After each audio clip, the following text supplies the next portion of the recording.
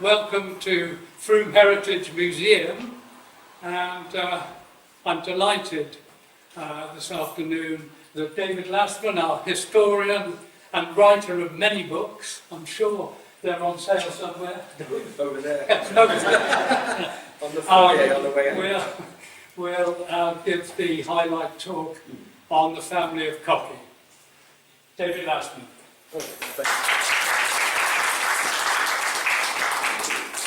First thing I'll just say, sorry we're a little bit squashed. As I say, we tried to move as much as we could, but we thought if we moved the statue we might fall over and smash all the cases. So anyway, but thanks for that introduction, Martin. As many of you might know, Martin is part of the Ring Out project about the bells during the festival, big theme, and the Cockey talk is part of that.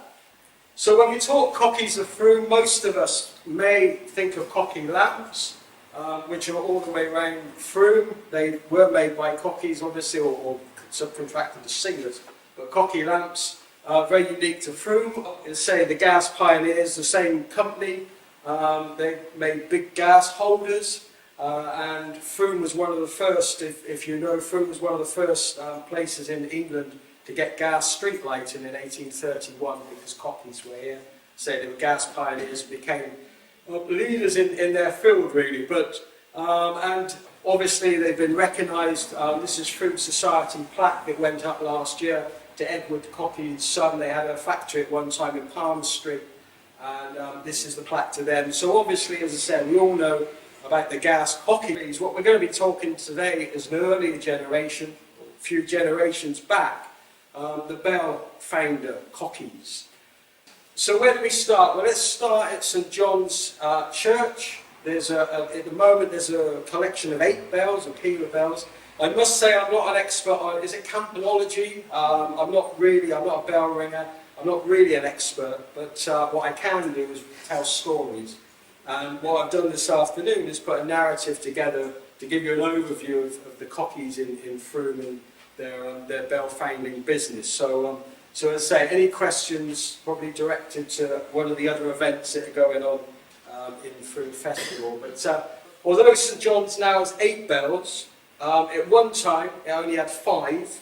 And one of the books, you may know the book, it's called The Bells of Frome Deanery by George Massey. It came out in 1985. Quite informative. There was a couple of things he didn't know, which I think we filled in the pieces, but he says that by about the second half of the 16th century, we know that there were 5 bells. St John's had 5 bells from the church warden's account, and although no details of those bells are found, except for a couple of odd details, they're the predecessors of the 5 heaviest bells we have now. I will tell you a little bit about the way the bells are ranked. I do know that much. But anyway, the first major event recorded for the bells was 1586, when the church treble bell was taken to Hornisham for recasting by William Purdue of Closworth near Yeovil, but he had a foundry at Hornisham. Unfortunately for Purdue, when the bell went to him, it was weighing 1200 weight. When it came back, it was weighing 1000 weight. So he'd taken in the recasting, he'd taken 200 weight off it. And unfortunately, he had to pay the church for the loss of the metal, and it cost more than the actual work that he'd undertaken. So he ended up owing the church money. But you might have seen the bells of deanery and just wonder what a deanery is. Some of you may not know. A deanery basically is a group of parishes with a rural dean.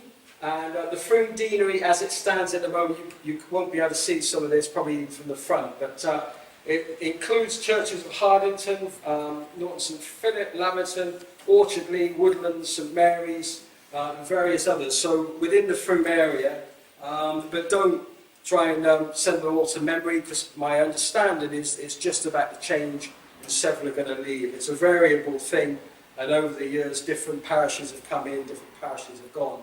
But when we talk about deanery, the bells of the deanery, that's what we're discussing within that. So the Purdue Bell Foundry, it seems hard to believe now, but at one time it said the Purdue family basically dominated the bell industry for more than 100 years. There were various purdues, and if you wanted your bell recast, basically you went to them. So again, in 1598, the treble was again recast. This is one thing. The treble is, I've got a list here. Yeah, basically, the treble is the highest pitched bell and normally the lightest. So if you've got either kind of from 3 to 16 number of bells, but the most normal one you find is 6 or 8. So in any church there may be about 6 or 8 bells. St John's got 8 at one time. It had 5 and then 6. And you find that the highest pitched one, normally the lightest, and then it goes down the second, the third, the fourth, in this case the fifth, or the tenor. So you've got the treble to the tenor, and the tenor is normally the heaviest bell in the church in that particular collection. So again, it was recast together with the third bell. This was carried out by another Purdue, but it seems as though it was William's son, William the Younger. He fared just as badly as his father, because the third bell he recast wasn't good enough, so he had to do it again at his own expense. So St John's and Purdue obviously had a history. As I said, there can be anything from 3 to 16 bells. This is his mark. Sorry, this is a later one, I apologise. Let's get on to him. So again, the treble was recast. It was either that it had a lot of work or a lot of ringing going on that had to be recast all this time, but the Purdues weren't very good at recasting. But anyway, it had to be recast again. Again, it was his younger brother, Richard Purdue, and that's his mark there. And they had a temporary foundry in Edington. So in 1624, according to George Massey, this book, John Lott of Warminster recast the treble as well as the second bell. Lott was most likely apprenticed to Richard Purdue, and perhaps they'd met when Purdue was near Westbury, near Warminster. These 2 bells still exist at St John's, but when the other 3 bells were added to the 5, the 2 bells became the 4th and the 5th. They're the oldest surviving bells in the tower. So you can see it was the 1st and 2nd, and then when 3 lighter ones were added, they became the 4th and the 5th. At this stage, they're also the earliest known bells cast by John Lott. And at this stage, you might be saying, I thought this was a talk about the Cockeys of Frome, but we're just basically setting the stage, just to say what was around. So Lott was a successful founder, very fond of placing a badge, Prince of Wales badge, Royal Arms on his bells, another custom common with Richard Purdue. So we think John Lott was apprenticed to Richard Purdue. Purdue probably taught him the art of bell making. And then where this comes, John Lott, when he died, Lewis Cockey of Warminster was his executor, named as an executor, or one of the executors of his will.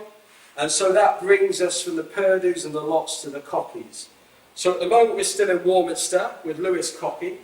And we think the way that the Cockeys and the Purdues and the Lotts maybe got together was that Richard, Lewis's father, was a brazier, worked in brass, and we think that maybe some of the brass plates was made for either Purdue or Lott's bells, and therefore that's how the relationship kind of came up. Now if we just go back down, you might not be able to see this again, but it's treble on the 2nd, 4th, 5th, so we've got John Lott, and his last, apparently within Frome, his last and first and last bells that he ever cast are all in St John's Church, 1624 and 1662. So that's quite unique, the fact that we've got his first and his last bell. So Richard Cockey, we're saying, was making the brass plates, and probably that's how they had a professional relationship with the Purdues and the Lotts. And his son Lewis was the executor of the will, John Lott's will.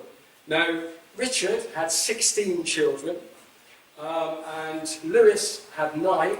He was the 15th child, 10th son. My understanding is there's no longer any Cockeys. There were several Cockeys here.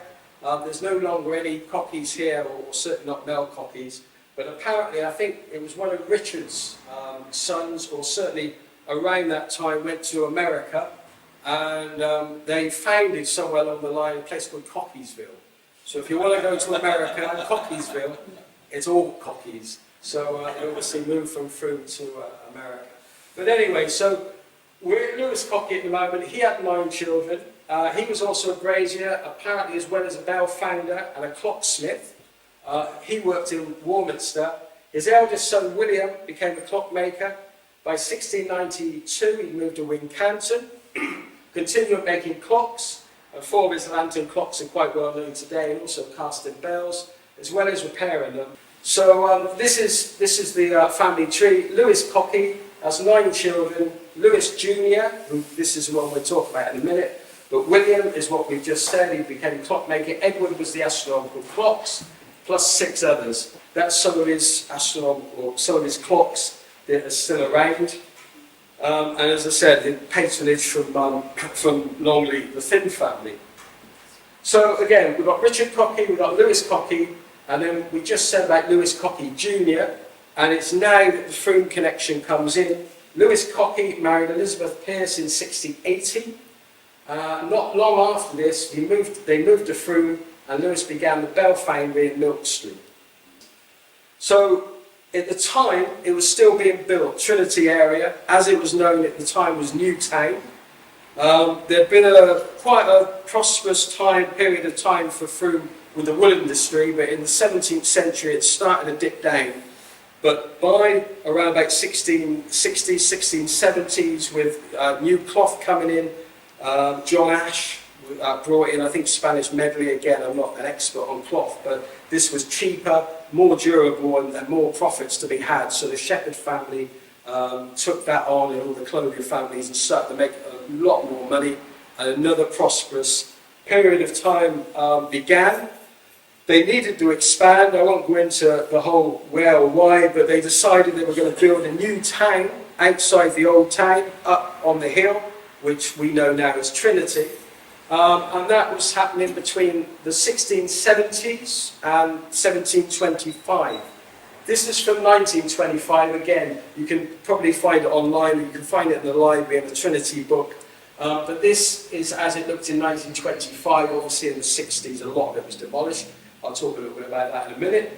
But this is the area that Daniel Defoe, we believe, saw when he came down, did his tour of Britain, and wrote some really glowing praise about Frome, about how it's expanded, and if it carries on the way it does, it could be the wealthiest inland town in the whole country. Unfortunately, that didn't transpire, but this is what he was really talking about, I think, the Trinity area. So Newtown only became known as Trinity in the 19th century, when the Holy Trinity Church was built in 1837, 1838, it opened in 38. So it was after that that basically Trinity got its name. Before that it was Newtown.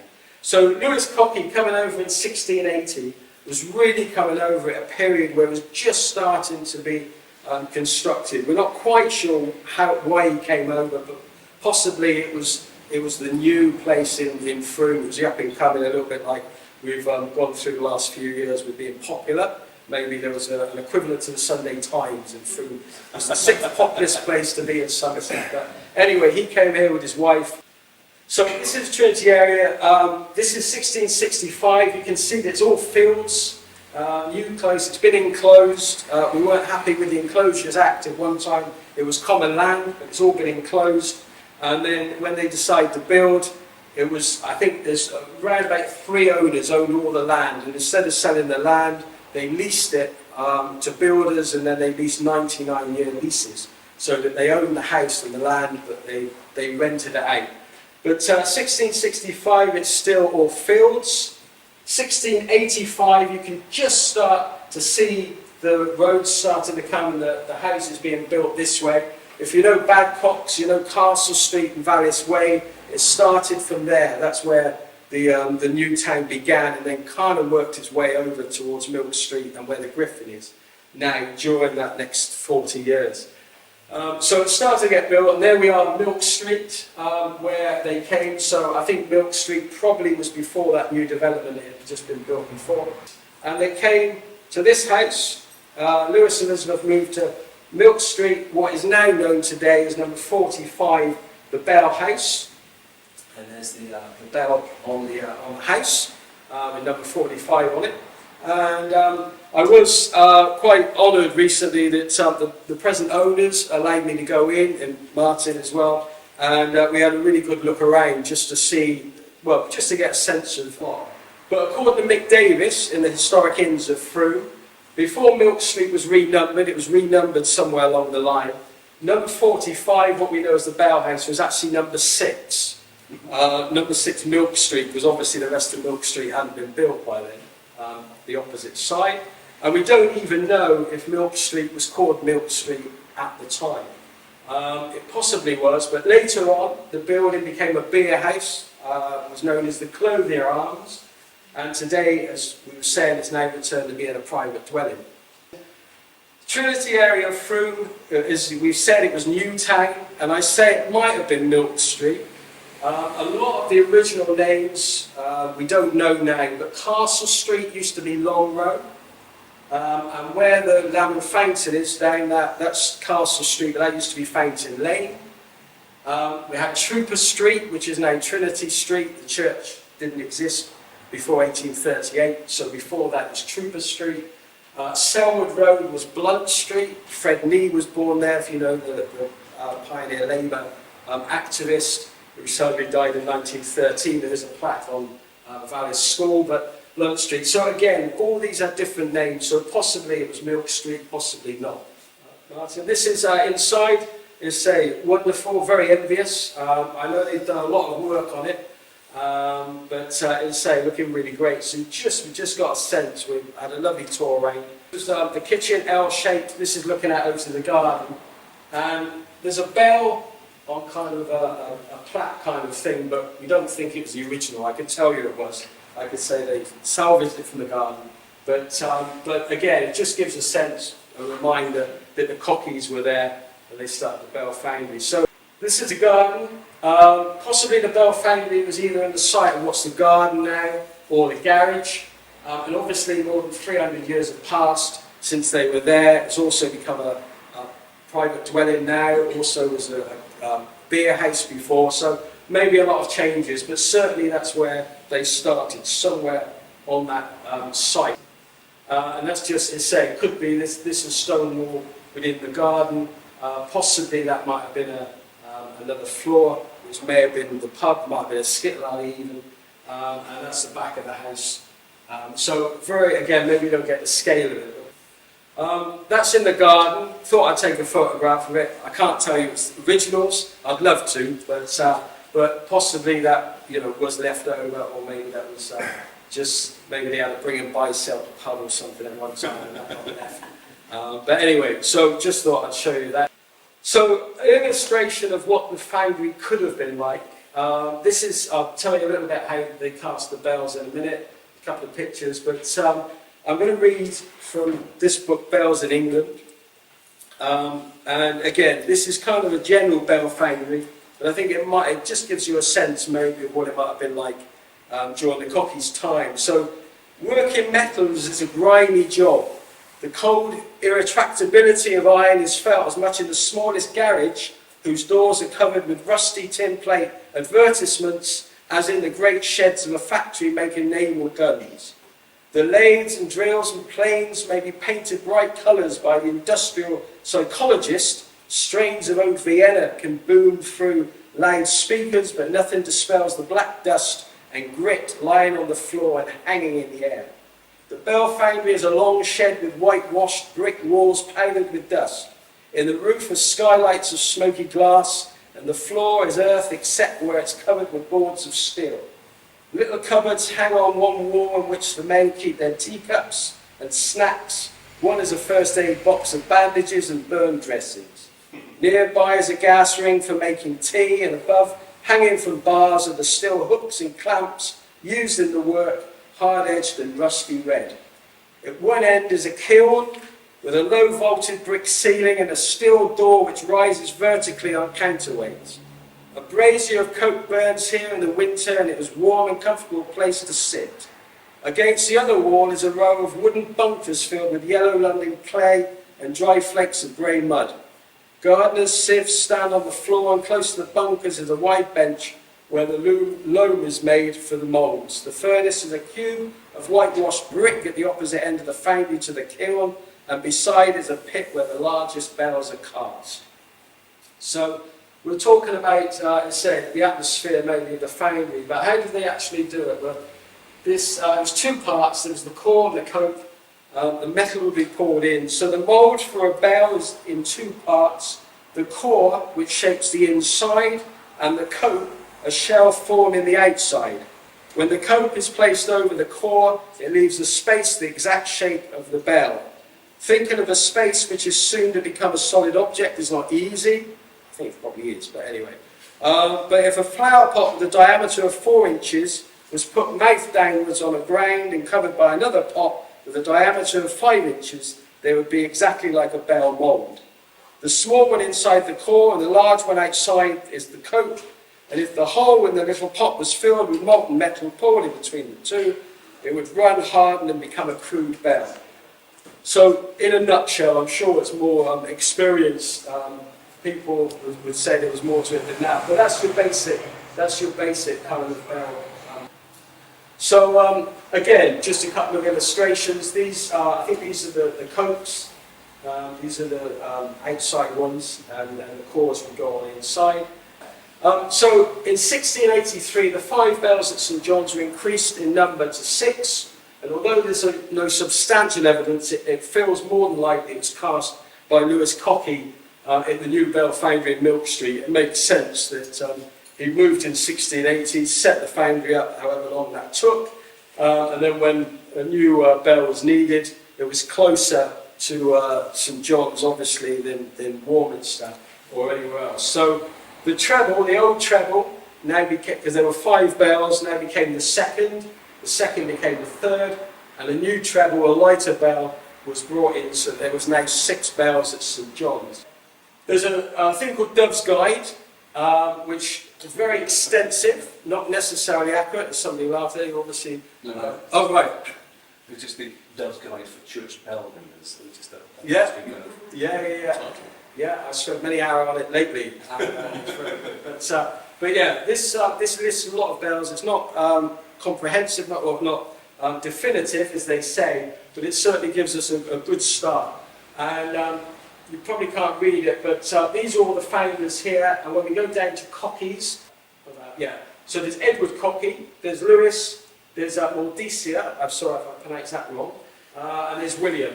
Now, Lewis and William are what we're going to talk about in a minute. They're both Frome top nest.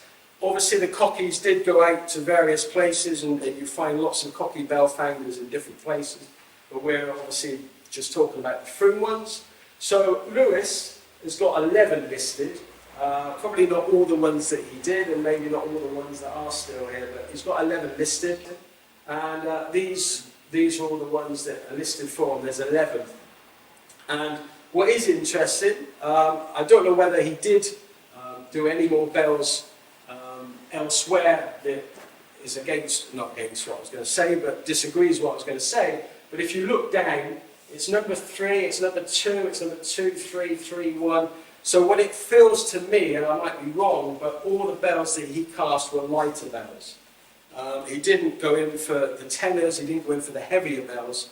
Maybe that was because his bell foundry wasn't set up to do heavier bells, and we'll come on to that a little bit later. But it just struck me, as I said, they're lighter bells, they're the top end of kind of the treble and the tenor near the treble. But anyway, just a thought. But anyway, he's done 11, and he had 5 children with his wife Elizabeth. And Lewis the third, he died without issue. That means didn't have any children. William, who we're going to talk about in a minute, and Charles, which meant that Joseph and Samuel did have children. So Lewis Cockey Jr. Died in 1703 and is buried in Warminster. In George Massey's book, he says there's a mention of him, I think, in St John's Church that he died, but there's no record of his grave, or they couldn't find the grave. And the reason being, it feels as though he was taken back to Warminster to be probably in the family vault. Most of the Cockeys were buried in is it St Dennis? I apologise if I said that wrong. But I think he went back there, which is why he's not in Frome. But his son William took over the business and expanded it greatly. and it was possibly William, again, this is my conjecture, this is my storytelling, or story kind of getting a narrative together. It possibly was William who moved the foundry to Bell Lane, which was probably called something before that, because Bell Lane apparently was named after the foundry. So you couldn't move the foundry into, or it'd be very coincidental if it's called Bell Lane. Well, that's coincidental. Anyway, bit like Monmouth, staying in Monmouth House, but, which we named it. Lewis Cockey dies in 1703, and the reason possibly it was William is because he did a lot heavier bells as well as his lighter ones, but also there's 70 of his bells on Doves, so he had a huge, I think he went for a long time, 40 years or whatever it was, a long career. I will have the next slide now, please. So you can see, going back to this map, we've got Milk Street here, but in 1685, Bell Lane has not been built yet, or whatever it was called. Bell Lane's not been built. So by 1705, it has been filled in, the houses have been built, there's Bell Lane, there's Broad Street next to it, again Broad Street, all that was demolished during the 60s. So by 1705, Bell Lane is there.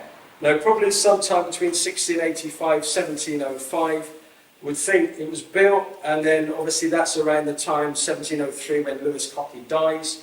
So possibly William maybe moved out and already in Bell Lane, but as say, if there was a foundry in Bell Lane, that's just a couple of pictures of Bell Lane before it's demolished. One's looking down Milk Street, the other's looking up, you can see cell and printing work there.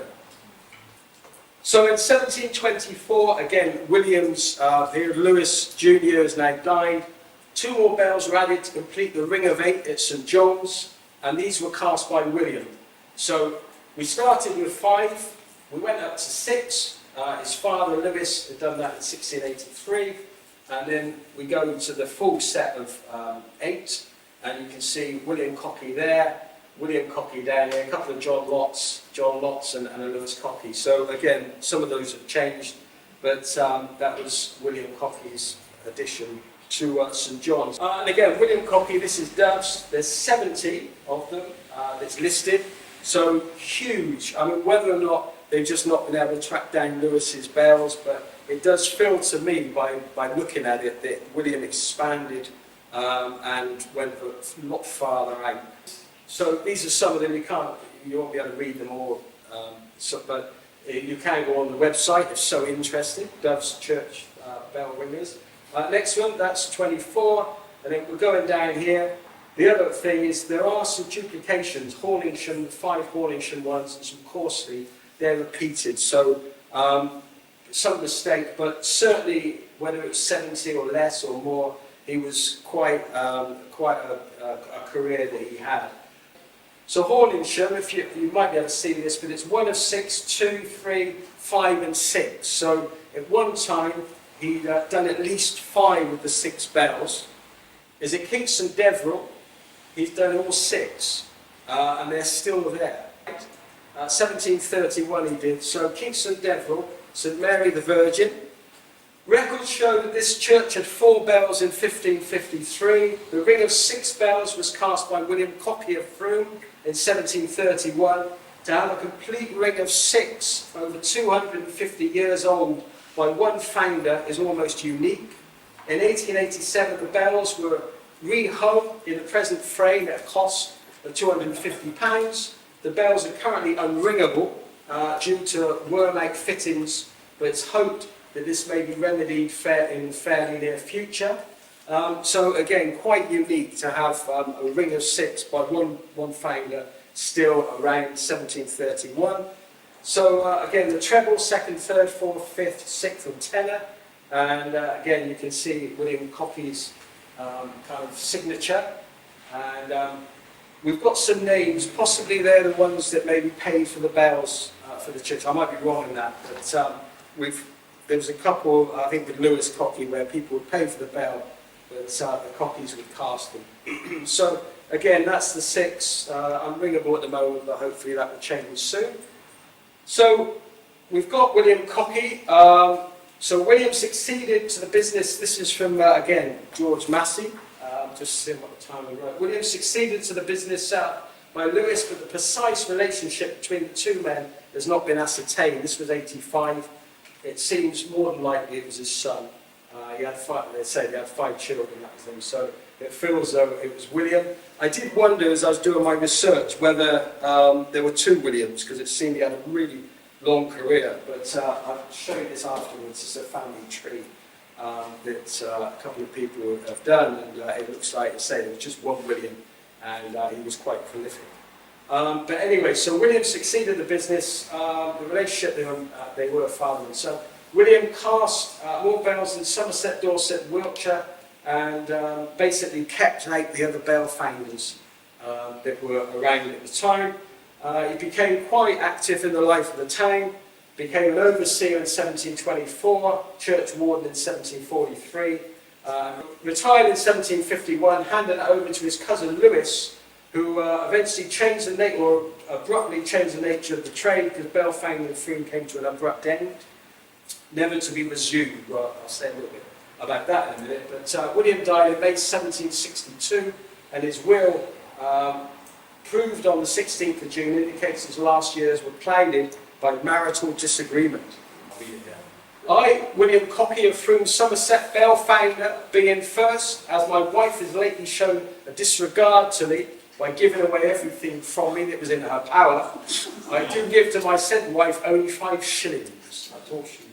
I give to my cousin Mary Duke, daughter of my late brother Joseph, Cockey, £100, and my silver tankard marked with the letters MCI, I believe that is. Also, I give to my cousin Anne Capper, daughter of my late brother Samuel Cockey, £50, which legacy my will shall be paid at the end of 18 months after my decease, and I direct that my executor shall expend the sum of £20 and no more in and about my funeral. And then basically gives everything else to Lewis Cockey, the elder of Frome, who was his uncle Richard's son. We'll have a look at that in a minute.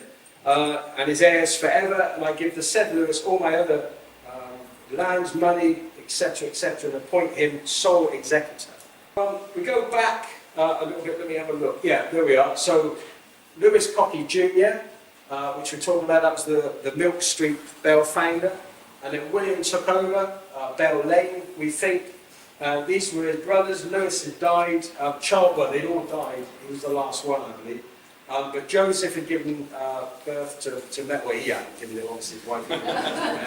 But that's the Mary, that's the Anne that he's talking about.